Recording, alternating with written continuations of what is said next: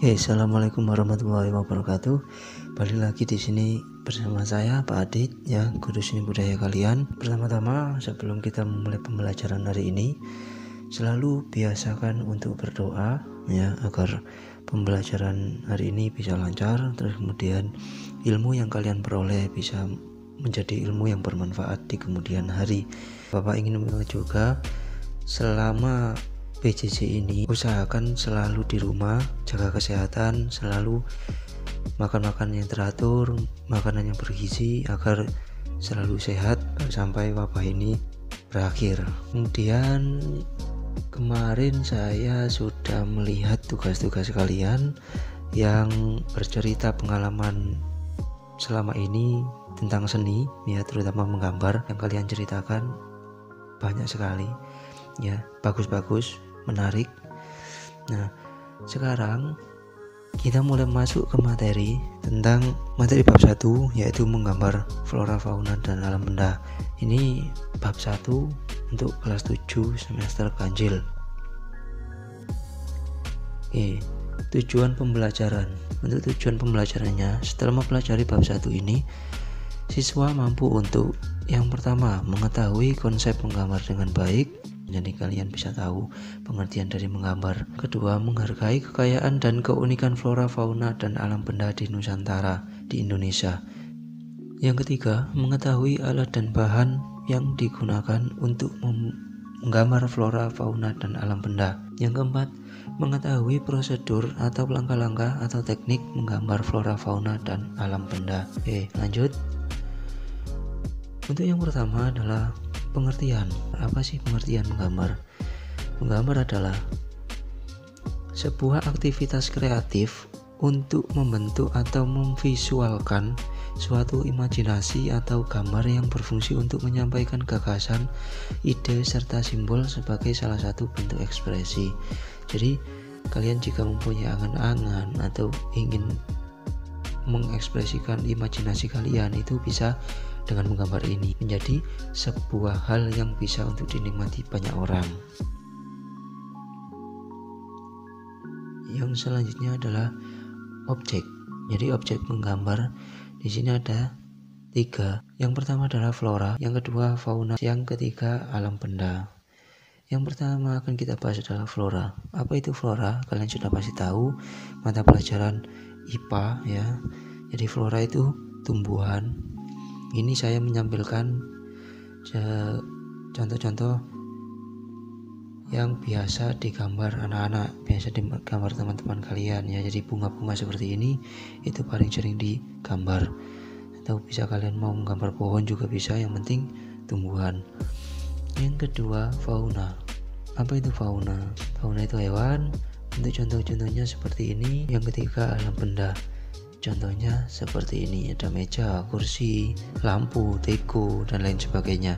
Yang ketiga komposisi. Komposisi ini dibagi menjadi 3, ya. Komposisi ini dibagi menjadi 3. Ada komposisi simetris, komposisi asimetris, dan komposisi sentral. Yang pertama adalah komposisi simetris.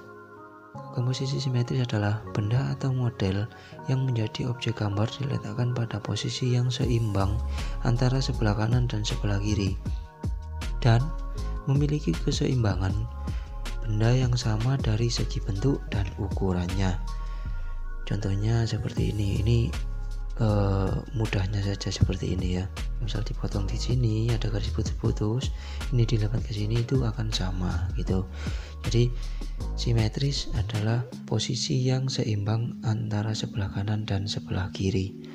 Untuk komposisi asimetris adalah kebalikan dari komposisi simetris. Jadi benda yang diletakkan pada posisi asimetris itu tidak sama baik dalam segi bentuk dan ukurannya, namun tetap memperhatikan proporsi, keseimbangan, dan kesatuan antara benda dan objek gambar. Contohnya seperti ini. Untuk komposisi sentral adalah pusat perhatian benda atau objek model gambar, terletak di tengah-tengah atau sentral.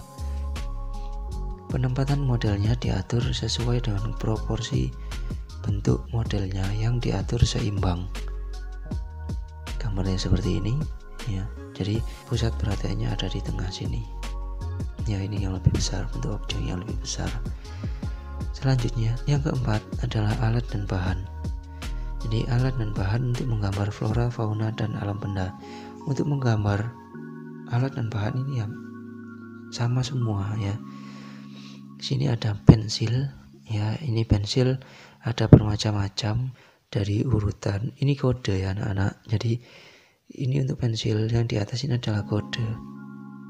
Jadi ada HB, 2H sampai 8B.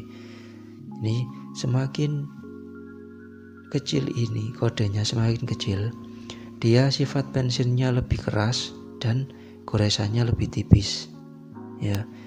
Biasanya dipakai untuk menggambar sketsa seperti itu. Terus semakin ke atas ini yang 8B. Sebenarnya ada lagi yang di atasnya adalah pensil Conte ya, pensil Conte. Nanti kalian kalau ingin tahu apa itu pensil Conte dan lain sebagainya, kalian bisa cari sendiri di internet, karena sekarang banyak sekali sumber-sumber yang bisa kalian akses untuk mencari informasi-informasi. Nah, ini untuk yang 8B. Ini sifat pensilnya lunak sekali dan goresannya itu hitam ya, hitam sekali. Biasanya untuk menggambar-gambar yang dengan arsiran yang sangat gelap ini bisa digunakan. Tapi kalau misal kalian hanya punya 2B sudah cukup untuk menggambar. Lanjut penghapus. Nah, ini penghapus yang umum ini seperti ini. Penghapus umum yang biasa digunakan seperti ini. Namun perlu kalian ketahui, jadi penghapus itu banyak sekali jenisnya. Ini ada fungsinya masing-masing. Ya, ini seperti malam, bisa digulung, bisa dipelintir. Tapi ini penghapus. Terus yang ini adalah penghapus mekanik. Ya, ini penghapus mekanik. Biasanya kalau yang ini biasanya dia pakai baterai atau charge seperti itu. Ini selanjutnya kertas. Ya, kertas umum seperti ini. Jadi kertas juga banyak sekali macamnya, kalian bisa cari sendiri.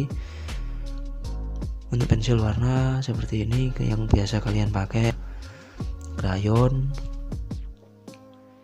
cat air. Terus yang selanjutnya yang kelima itu ada langkah-langkah dalam menggambar. Ini ada yang ini, ada beberapa langkah-langkah. Yang pertama, mengetahui bentuk dasar dari objek yang akan digambar. Selanjutnya, mengetahui bagian-bagian dari objek gambar. Yang ketiga, menyusun atau menyambung bagian per bagian menjadi gambar yang utuh. Yang keempat, memberikan dimensi gelap terang, baik hitam putih atau berwarna. Yang kelima, memberikan kesan untuk latar belakang. Jika kalian pertama kali menggambar, sebaiknya tidak perlu tergesa-gesa atau terburu-buru ya, karena menggambar itu, seni itu butuh ketelatenan, kesabaran ya. Jadi kalau misal kalian menggambar secara tergesa-gesa, hasilnya pasti nanti tidak akan bisa maksimal. Nah, seperti itu. Oke ya, slide terakhir, terima kasih. Oh ya, tadi ada sedikit yang saya lupa. Jadi di bagian sini ya, di bagian sini tadi ini kan ada, sebentar. Nah, ini di sini ada alam benda. Alam benda ini ada meja, kursi, dan lain ini. Alam benda tidak sama dengan benda alam. Ya, ini perlu kalian catat. Jadi alam benda itu adalah benda-benda yang ada di alam yang diciptakan oleh manusia. Kalau benda alam itu benda-benda yang ada di alam yang diciptakan oleh Tuhan. Ya, jadi yang memang real dari alam, misal seperti kayu, batu, seperti itu. Ya, jadi tadi bedanya alam benda dan benda alam itu hanya pengetahuan saja. Cuma ini fokusnya materi ini ada di menggambar flora, fauna, dan alam benda. Tadi hanya selingan tambahan informasi dan pengetahuan. Oke, mungkin seperti itu ya. Ini untuk materi kalian. Ini untuk materi menggambar flora, fauna, dan alam benda. Untuk praktek dari langkah-langkah tadi yang sudah saya jelaskan di akhir, nanti akan saya demonstrasikan melalui video ya. Jadi minggu depan akan saya upload lagi video bagaimana cara menggambar objek flora, fauna, dan alam benda di YouTube Pak Adit. Jadi nanti akan saya share lagi biar kalian lebih paham, apalagi yang suka menggambar biar lebih paham dan tertarik untuk lebih belajar lagi ya. Oke, terima kasih. Mungkin itu, nanti kalau misal ada pertanyaan bisa ditanyakan di kolom komentar di bawah atau di WA grup, WA pribadi ke saya juga boleh ya. Mungkin itu, kurang lebihnya saya mohon maaf.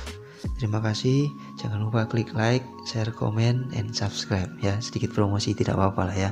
Oke, sekian dari saya. Terima kasih. Wassalamualaikum warahmatullahi wabarakatuh.